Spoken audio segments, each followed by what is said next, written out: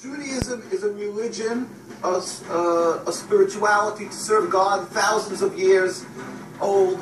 Zionism is only around 100 years old. It is the transformation from religion to nationalism, to materialism, created by non-religious Jews who hated the religion, and they really didn't want Judaism. They didn't even want to make a state in Palestine, only in Uganda at the first meetings. The reason they used the name Israel, the Star of David, hijacking, stealing the identity of Judaism and the Jewish people, is in order to get a legitimacy for their existence, that people should say, oh, it's God given to them.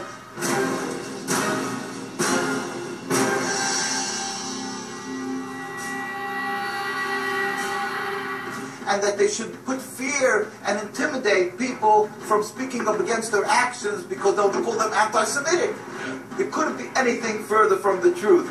As I say, the best friends of the Jewish people is Turkey. The best friends of the Jewish people is all the Muslim countries who've helped the Jews all the time when they ran away from their problems in other lands. So how could you say this? It's something totally different. It's a political, selfish, flawed movement called Zionism that has no legitimacy to exist. It's against the Torah. May I just say one thing? It's against the Torah in its essence. The concept for Jews to have a state is expressly forbidden in the Torah, in the Jewish teaching, since the destruction of the temple 2,000 years ago.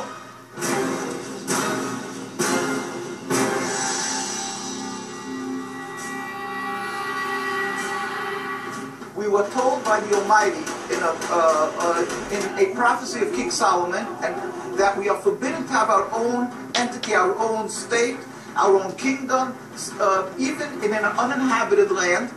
And this was held by all Jews around the world for thousands of years, and it makes it worse, compounds the sin, the crime in having a state, because this state of Israel that these nationalists made it in Palestine, made it in a land that was inhabited by the majority Muslim people, by the Palestinian people. So to steal their land, to kill, to oppress, to banish them from the homes, it flies in the face and contradicts everything of the Torah that says thou shalt not kill, thou shalt not steal, that one has to emulate God, be compassionate. So they've used our identity to rebel against God and to desecrate God's name.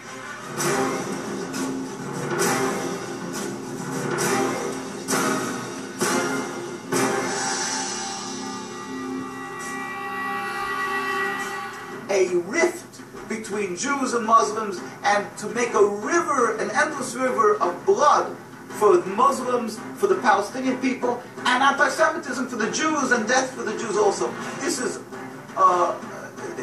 unfathomable and unacceptable in no manner. Is it true that you are against the whole concept of Israel as a state? That is not only, when you say I am, this means the Jews who are true to the Torah, across the board, in every part of the world, all the rabbinical authorities opposed Zionism from day one. As soon as they came up with the concept, the chief rabbis, we have documents, historic documents, the chief rabbi of Palestine, historical documents, the chief rabbi of Palestine was approached by the United Nations in 1947, and he wrote, we furthermore wish to express our definite opposition to a Jewish state in any part of Palestine.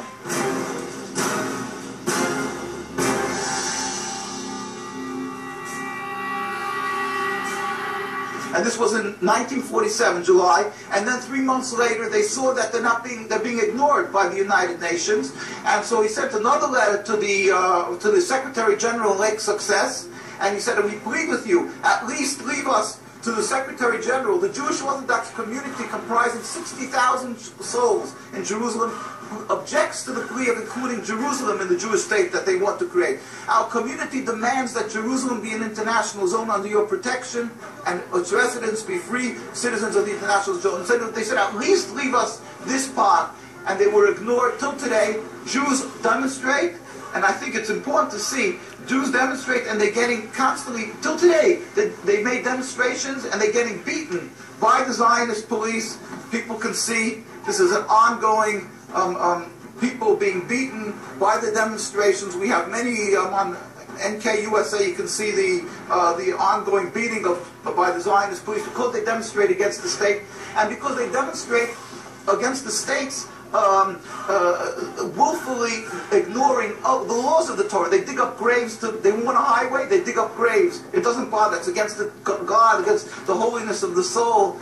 Muslim countries, they don't do that. Muslim countries respect the Jewish graves. They dig up graves now of thousands of years old, and because they don't believe in the soul, they don't believe in God.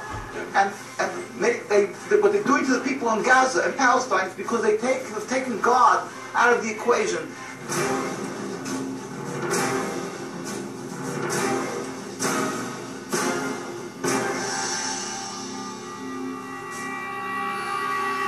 They are ready to sacrifice on the altar of Zionism to attain their goal of the land anything that stands in the way. So the Jewish people's souls are snatched. They con people into supporting them, and they're doing what they're doing, the Nakba, to the people of Gaza and Palestine. We sent a delegation of rabbis to Palestine, to Gaza, just this summer. We went there.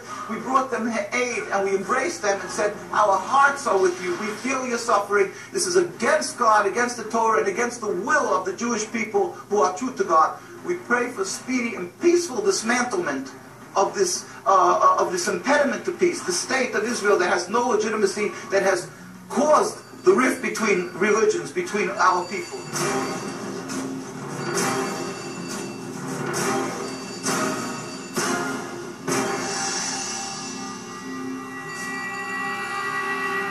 Who owns the media?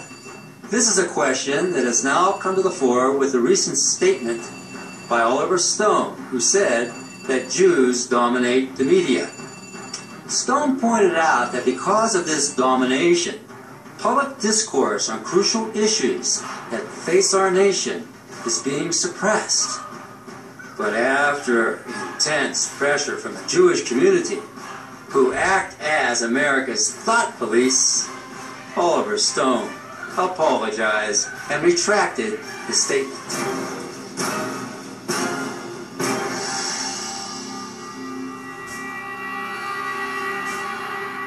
But was Oliver Stone right, or was he wrong?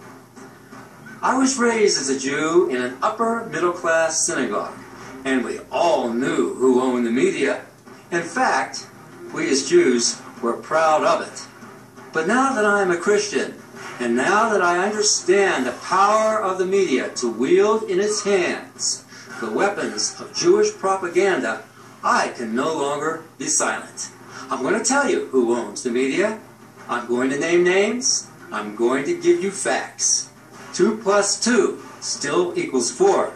And until proven otherwise, I will never apologize. Let's start with CBS. Murray Rothstein owns CBS.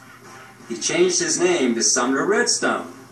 He did this so that people would think that he's a Gentile. He's not. Sumner Redstone is Jewish. Who owns NBC? Brian Roberts.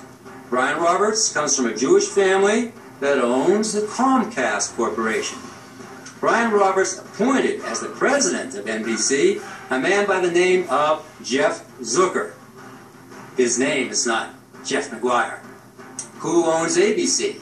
Sidney Bass, who appointed as his president the Jewish man named Robert Iger. Now, who owns CNN? CNN is then owned by Edgar Bronfman. He's heir to the Seagram 7 whiskey fortune. Edgar also owns Time magazine. He also owns Warner Brothers. He's also Jewish. Who owns Newsweek? The Meyer Graham family, Jewish family. Who owns the New York Times? The Salzberger family. And who owns the U.S. News and World Report? His name is Morton Zuckerman. His name is not Morton McGuire. With names like these, Oliver Stone hit the nail right on the head when he stated that Jews dominate the media, and when he said that public discourse on crucial issues that face our nation is being suppressed. Issues like open immigration, issues like hate speech laws, issues like giving billions of dollars to Israel every year rather than to keep it here in the United States for our own domestic needs, issues that the Jewish community supports, is being voiced by the Jewish